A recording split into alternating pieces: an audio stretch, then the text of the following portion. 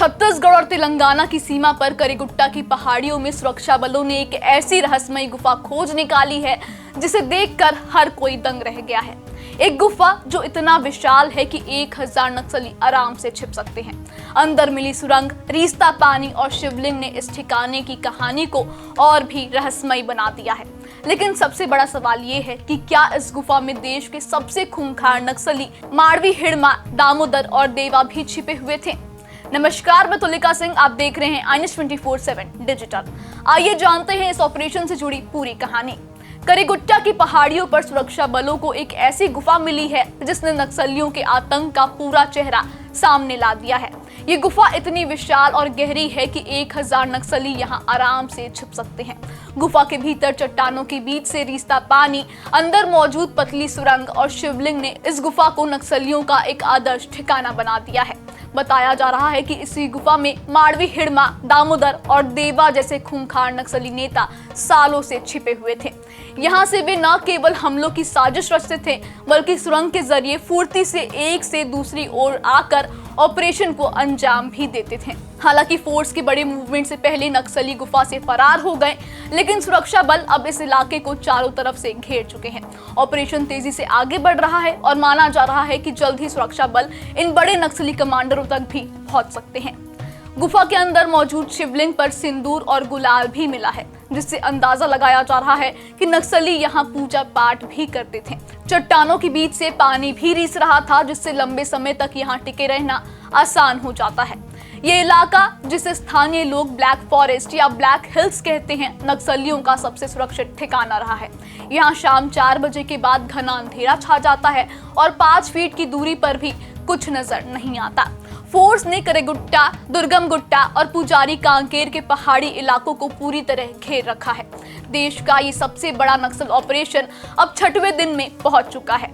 कुछ जवान 26 अप्रैल को बीजापुर के कैंप लौटे हैं, लेकिन भारी संख्या में फोर्स अब भी मौके पर तैनात है। अब बात कर लेते हैं इस इलाके की खासियत की। करीगुट्टा और आसपास का क्षेत्र स्थानीय लोगों के बीच ब्लैक फॉरेस्ट या ब्लैक हिल्स के नाम से मशहूर है। इसके पीछे 2 कारण हैं। पहला, यहाँ शाम 4 बजे के बाद घना अंधेरा छा जाता है और 5 फीट की दूरी पर खड़ा व्यक्ति भी साफ दिखाई नहीं देता। दूसरा, ये इलाका नक्सलियों का सबसे सुरक्षित गढ़ रहा है, जहाँ ग्रामीणों का पहुंचना लगभग नामुमकिन है। ये इलाका करीब 280 किलोमीटर के दायरे में फैला हुआ है।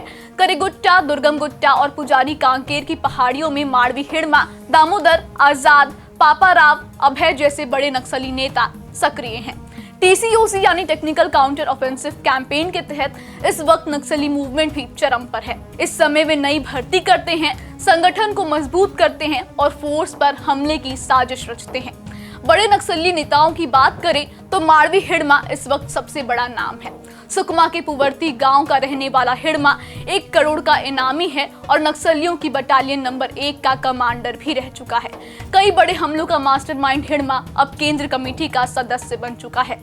वहीं दामोदर, जो तेलंगाना के मुलुगु जिले का रहने वाला है, 50 लाख के इनामी के साथ नक्सलियों की तेलंगाना राज्य समिति का अहम सदस्य है। इसके अलावा देवा और पापाराव जैसे बड़े नक्सली नेता भी इसी इलाके में सक्रिय हैं, जो दंडकारण्य जोनल कमेटी से जुड़े हुए हैं और कई मुठभेड़ों और वारदातों के पीछे इनका हाथ रहा है। अब सवाल यही है कि जो बड़े चेहरे गुफा छोड़कर भागे हैं, क्या सुरक्षा बल जल्द ही उन्हें पकड़ सकेंगे? गृह मंत्री अमित शाह ने साफ कर दिया है कि 31 मार्च 2026 तक पूरे देश से नक्सलवाद का सफाया करना है। इसी मिशन के तहत फोर्स को फ्री हैंड दिया गया है। अगर करीगुट्टा ऑपरेशन सफल होता है तो ये नक्सलवाद से आजादी की ओर सबसे बड़ा कदम साबित हो सकता है। करीगुट्टा की इस रहस्यमयी गुफा ने नक्सल आतंक का एक बड़ा पर्दा फाश किया है। सवाल अब भी बना हुआ है, माड़वी, हिड़मा, दामोदर और देवा जैसे खूंखार नक्सली कहाँ हैं?